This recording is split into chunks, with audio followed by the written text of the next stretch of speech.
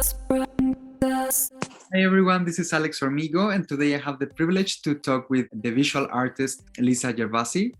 Hi Lisa, how are you doing? Hi Alex, very good, and yourself? I'm doing good. I'm so to you. You know, I have seen in your social media that, and thank you for accepting the invitation to this craziness, uh, about your project, Mommy. Would you like to talk a little bit about it? Yeah, first of all, thank you for the invitation. And yes, I'm launching my Kickstarter campaign next week on the 27th for what I want to become a book. You know, that's Mommy. It's a book project. So I hope it will become a reality thanks to the campaign. I hope so too. Would you mind to explain us a little bit how those Kickstarter works for those that doesn't know how to, I don't know, like if they want to support? Yeah, it's a platform of crowdsourcing. So the idea is that people who believe in the project can give you money and have some rewards in exchange. And of course, you have a goal, which is a financial goal. And if the financial goal is reached, then we take the money of the people. Otherwise, we don't. I hope so. The title Mommy, is this book based on your mom's experiences, or is it more about your experiences, or is it like a letter to her?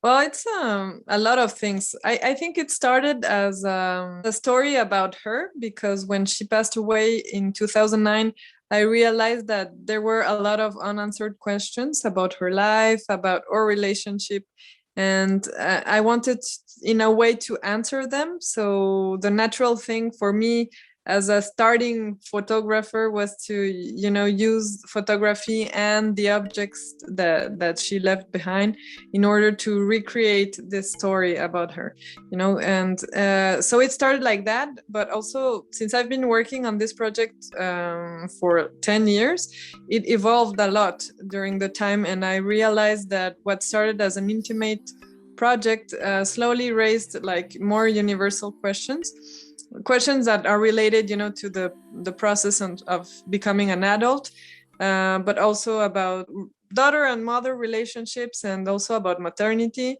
about what it is to become a woman today in this society, and to struggle with all these pressures that we have since the moment we can have children.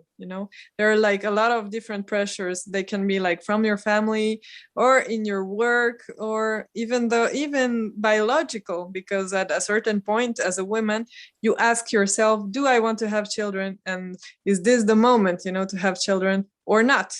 So you have to answer that question too, and it's kind of a pressure too. So is this a book dedicated more like to women, or is it like everyone can relate to it? I think it's a feminine point of view, because I'm very, in my work, I'm very attached to the perception. For me it's very important that my perception is considered too, because I don't believe, in objectivity. I think I believe in subjectivity.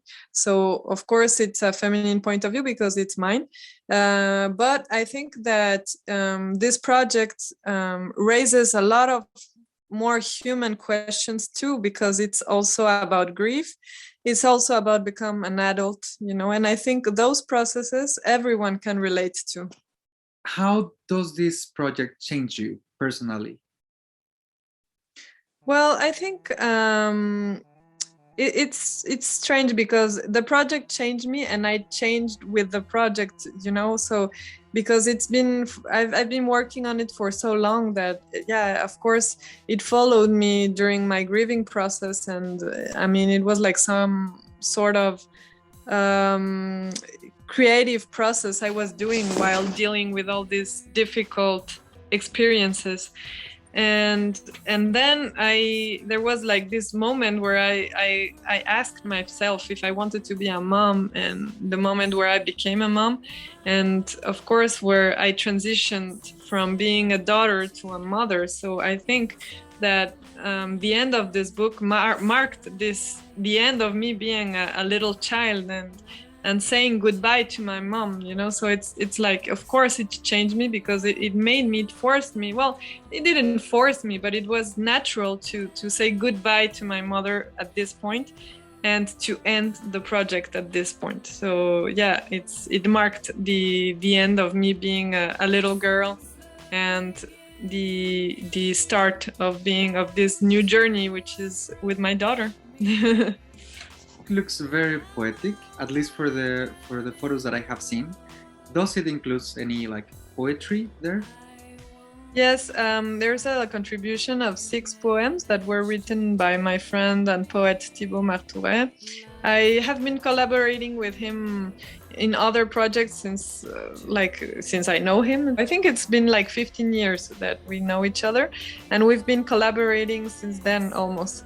It was a very instant connection, and I'm very happy that he collaborated to this project, because I love the way he sees things and the way he writes. It's just amazing. And also I wanted to, for this final chapter, to have an external vision. It was important to me that the last chapter was like some sort of not visual anymore, but like more metaphorical, and that, you know, through his vision, people who would read the book could also imagine new pictures, you know, and have like these new visual things coming from your own imagination. Does this book has something about Mexico and France? Because it's part of your root, right? Yes, sure. Well, in the photographs, there's a lot of things that you don't know exactly where they come from, because I wanted to remain oniric. You know, I wanted to create this space that doesn't exist necessarily. So the pictures wouldn't necessarily translate a place, except for the end, where you have like all these landscapes, which are like now part of my present life, and these landscapes surround me. So I mean, I go there to walk and meditate, and you know, it's a very important thing today for me. But otherwise, it's a construction. The photographs are plastically, I mean, there is a lot of plastic intervention and also reconstruction, you know, of images, because some photographs come from my mother's past, and I decided, you know, to work with them in order to create this new space, like some kind of Alice in Wonderland, you know, where you have like all these floating objects, and I wanted to, you know, create this new space where you go and like and think about things, and yeah, I mean, almost recreate a new life, you know, because of course my mother, I mean, she said to me that she wanted to send me a letter one day and explain me her life, but she couldn't or didn't have the time to do so. So I imagined the things, you know, and that's very, like, I think it's more like a dream than something real. So yeah, Mexico is there, of course, in mainly in the texts. I mean, you can read about what I lived there, and the things, you know, the house, of course, and some things like that.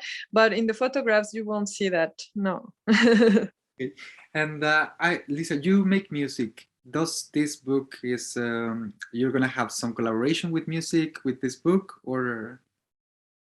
Well, it's not a collaboration, but in one of my rewards, I'm selling a digital album of my solo project Sassy Hertz, and it's called a music box, and it contains 3 pieces, musical pieces, which have to do with childhood and adolescence, and you know, past and present. And so yeah, you have like this connection with your past and with those moments in life that are really strong, I believe, where you discover yourself, you know. And yeah, that's why I think I use this digital album for my rewards, because I think the subject has to do with the book. You know, I'm very proud of seeing you growing up all these years, because I have seen how you evolved in photography, like how you started And nowadays how it looks is amazing. I'm like, wow, is this Lisa's job? It's like, what? Oh, Alex. No, but yeah, really, like it's really, I really admire you, because I know that it's been such a long trip for you, and you've been so dedicated. And I really hope this book comes alive. And I wish I could have my copy here already. Signed. Oh, yeah. No, And I really hope to. So don't forget, guys.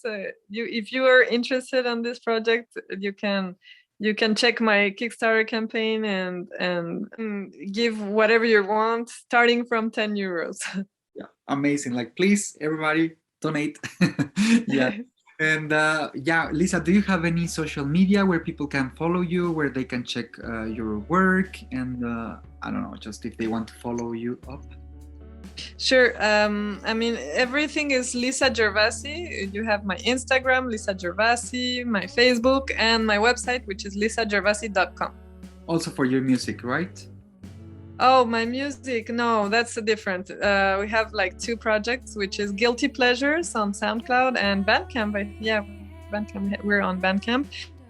And I have Sassy Hertz, which is my solo project, which is on SoundCloud. And we used to have a noise project with Tana, which is called Mr. Eddie. Eddie. Sounds amazing. Well, Lisa, thank you so much. I don't know if you would like to add something else. No, thank you, thank you, Alex, for the time, and I hope that that you'll like the project, the book, and I hope that it will become true.